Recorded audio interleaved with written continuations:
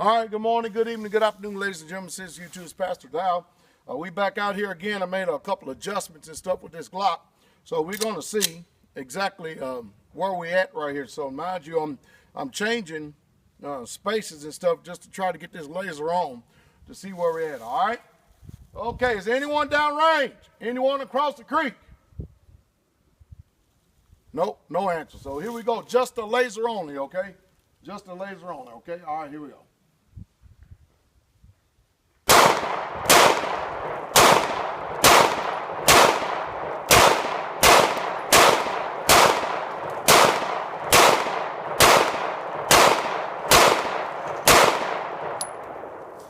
Okay, that is just the laser only, making adjustments here.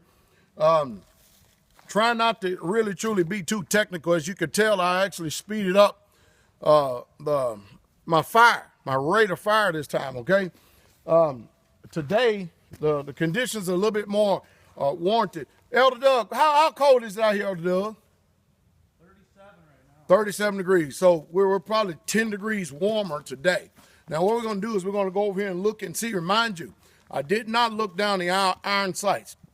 I used the iron sights to get the laser in line with the iron sights. And then once I fired a few shots the other day to see where it landed at, now I'm actually using the laser only. So it's kind of like point and shoot, point and shoot, point and shoot. That's all I'm doing with the laser. And we're going to see how effective the laser is and what adjustments I made.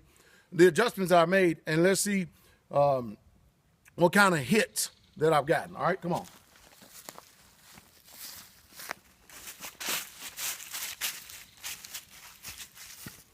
Okay, this is more like the way I normally shoot with my 1911, but these are the hits that we end up getting with the laser only.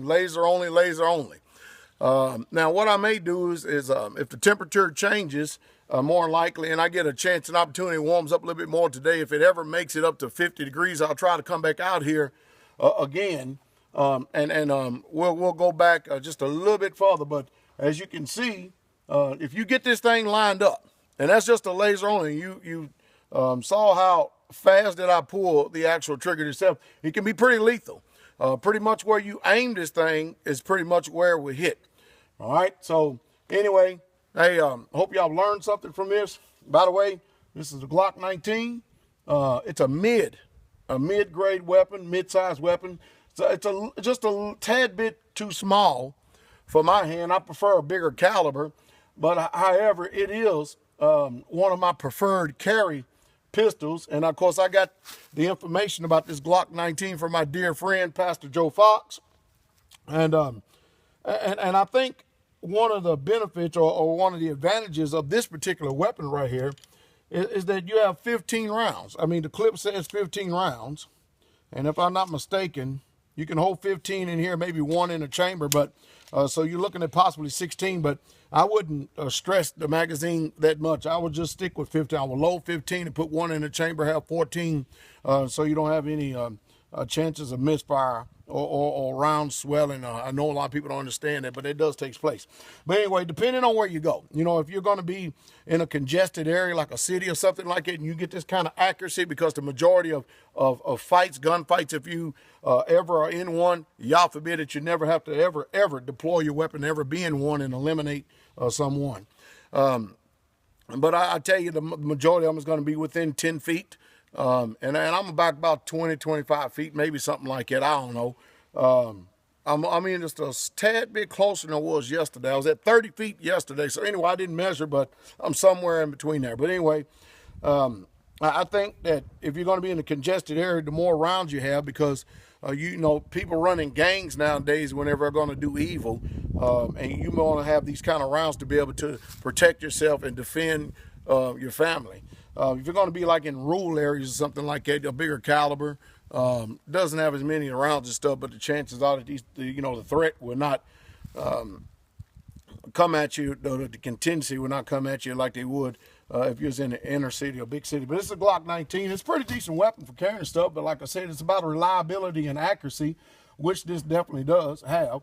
And the reason why, we chose the Crimson Trace, because, it doesn't impair you chambering your round. It doesn't impair it going into the holster up here in the front at all, because everything is on the hand grip, and the laser is here on the side right here. You make your windage and elevation adjustments as such.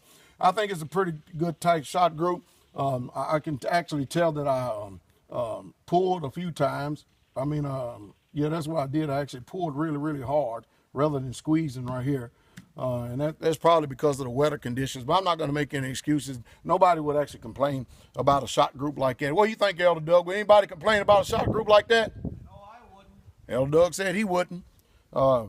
Anyway, hey, y'all have a wonderful day. Y'all have a wonderful day. The king is coming.